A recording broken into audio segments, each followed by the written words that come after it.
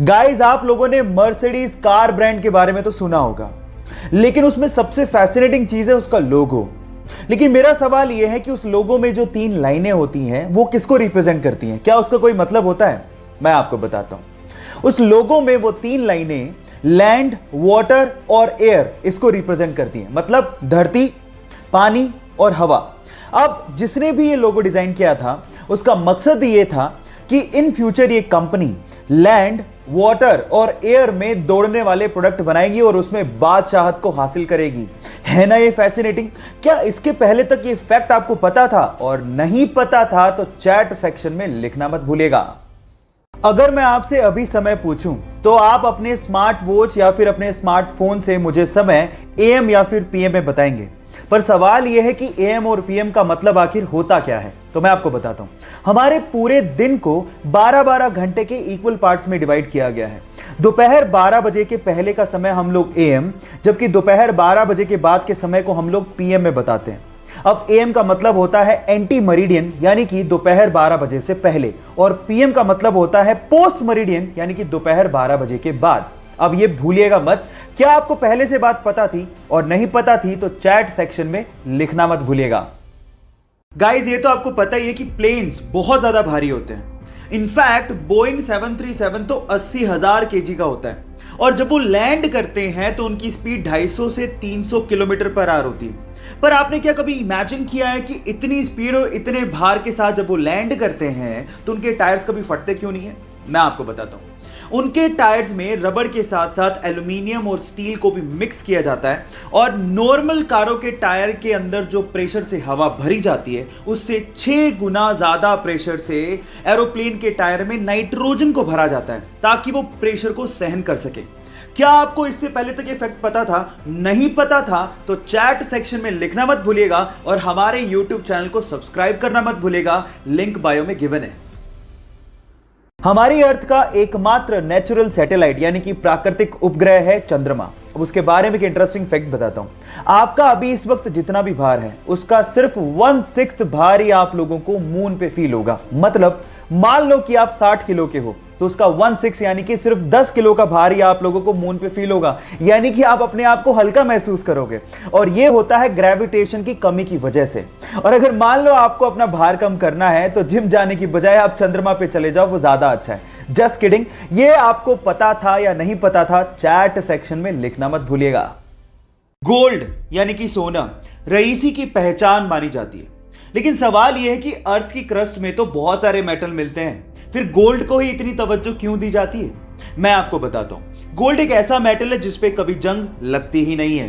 Actually जब भी कोई मेटल ऑक्सीजन और मॉइस्चर के कांटेक्ट में आता है तो उस पर जंग लगनी शुरू हो जाती है, जैसे कि लोहे का ब्राउन हो जाना, चांदी का काली हो जाना, कॉपर का ग्रीन हो जाना। ये सब कोरोजन यानी कि जंग लगने की वजह से ही होता है। लेकिन गोल्ड एक अनरिएक्टिव मेटल है जो ऑक्सीजन और मॉइस्चर के साथ रिएक्ट करता ही नहीं है। इसीलिए अर्थ की क्रस्ट से जब सोने को निकाला जाता है तो उसे प्रोसेस करने तक की जरूरत नहीं पड़ती, क्योंकि वो प्योर फॉर्म में ही पाया जाता है।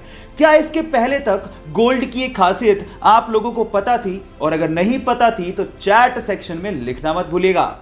एक मोटरसाइकिल सवार रेलवे क्रॉसिंग के दौरान रेलवे के फाटक को देख ही नहीं पाता, और वो सीधे जाके रेलवे फाटक से टकराता है और सीधे रेल की पटरियों पे गिर जाता है। वो इतनी बुरी तरह से घायल हो जाता है कि उससे खड़ा भी नहीं हो जा रहा था, और सामने से ट्रेन आ रही थी।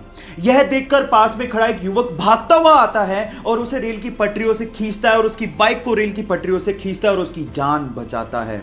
अगर आखिरी समय पर वो बहादुर लड़का नहीं आता तो शायद आज वो बंदा जिंदा ही नहीं होता। सो गाइस, उस बहादुर लड़के की बहादुरी के लिए 1 लाइक तो बनता है। गाइस, मैथ का पजल सोल्व करने से ना दिमाग बहुत तेज होता है। तो चलो मैं आपसे एक मैथ का सिंपल सवाल पूछता हूं। सपोज करो कि आपके पास एक मैथ का इक्वेशन है जिसमें लिखा हुआ है 5 + 5 + 5 + 5 = 555। अब सबको पता है कि गलत है, लेकिन अगर मैं आपसे कहूं कि आपको सिर्फ एक लाइन यूज करनी है, कैसे भी एक लाइन, और इस मैथमेटिकल इक्वेशन को ठीक करना है, बस आपको ये याद रखना है कि आपको इक्वल को क्रॉस नहीं करना। करके दिखाओ, कैसे करोगे? 10 सेकंड का टाइम देता हूं।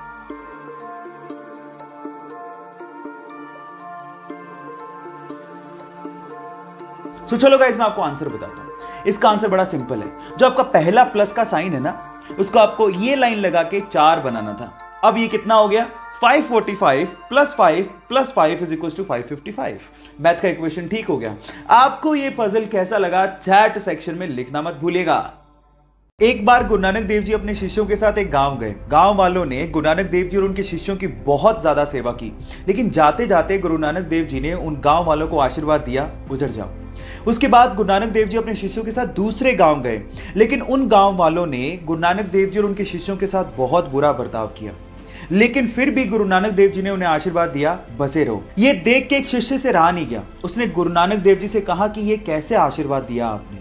तो गुरु नानक देव जी ने जवाब दिया कि संसार में अच्छाई का फैलना और बुराई का रुके रहना और ना फैलना इंसानियत के लिए बहुत ज्यादा जरूरी है। इसीलिए जो अच्छे लोग थे उन्हें उजड़ जाने का मैंने आशीर्वाद दिया, ताकि वो बाकी जगहों पे जाके अपनी अच्छाई को फैला सके। आपको ये स्टोरी कैसे लगी चैट सेक्शन में लिखना मत भूलिएगा। गाइस एक मजेदार सा किस्सा सुनाता हूं। ये बात है सन 1909 की, जब कनाडा ने पहली बार अपने एक शहर में एम्बुलेंस को लॉन्च किया ताकि लोगों की जान को बचाया जा सके। लेकिन हुआ उसका कुछ उल्टा ही। वही एम्बुलेंस शहर में टेस्ट ड्राइव के दौरान एक बंदे पे चढ़ गई और वो बंदा बुरी तरह से घायल हो गया। और मजे की बात यह है कि वो पहला बंदा था जिसे उस एम्बुलेंस ने हॉस्पिटल तक पहुंचाया था। यह अजीब सा किस्सा आपको कैसे लगा चैट सेक्शन में लिखना मत भूलिएगा। गाइस बाइक चलाना किसे नहीं पसंद, लेकिन असली प्रॉब्लम आती गर्मियों में, जब कोई स्कार्फ या फिर रुमाल पहनने के बाद हमें हेलमेट पहनना पड़ता है। और गर्मी होने की वजह से थोड़ी दूरी तक चलने के बाद जब हम हेलमेट उतारते हैं तो पूरा मुंह पसीने से भर जाता है। अब इस प्रॉब्लम का सॉल्यूशन क्या है? जी हाँ गाइस, इस प्रॉब्लम का सॉल्यूशन है एसी हेलमेट। एक छोटी सी एक्सेसरी आपके हेलमेट पे लगती है और वो आपके हेलमेट को या फिर आपके सिर को ठंडा ठंडा कूल कूल बना देती है। और गाइस इसका इन्वेंशन कहीं बाहर नहीं, हमारे इंडिया के बेंगलोर के आईआईटीएन पीके सुंदर राजन ने किया है। सो गाइस हमारे हेलमेट को ठंडा ठंडा कूल कूल बनाने वाले इस सुंदर राजन के लिए एक लाइक तो बनता है।